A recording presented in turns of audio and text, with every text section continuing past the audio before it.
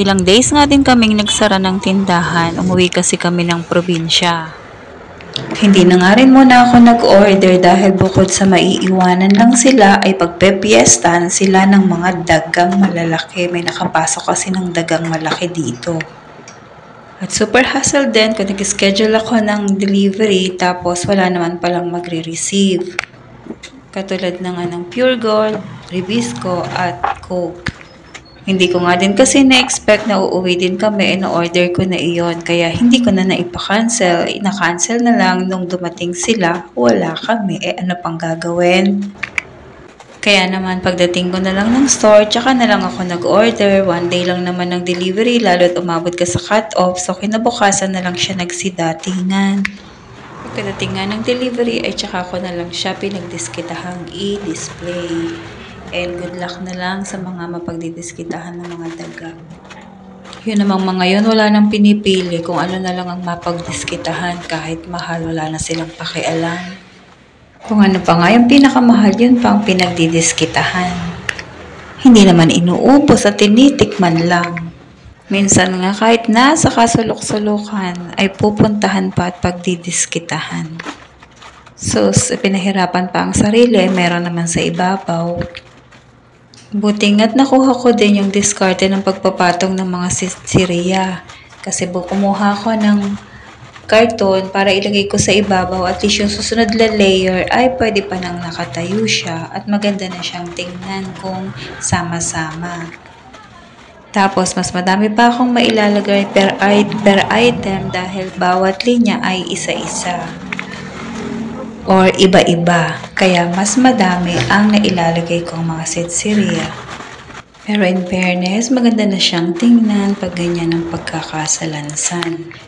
Pero sa dami nga ng mga sitsiriyang ito, madami pa rin ang kulang.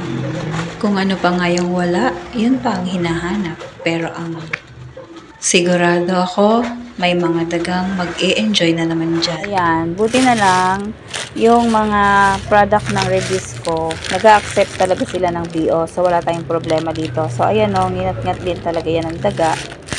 Ayan, itong Hansel Disco dahil halos maubos talaga yan. Kasi talagang nagpakasaya-saya siya nang wala kami.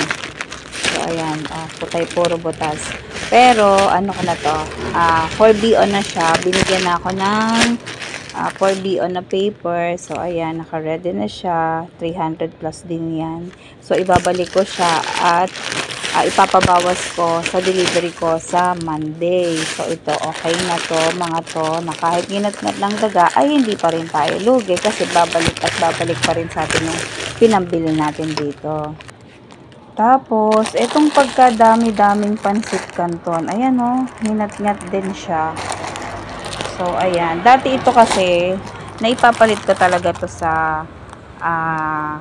Lucky Me. Sa ano ng Lucky Me, sa agent ng Lucky Me.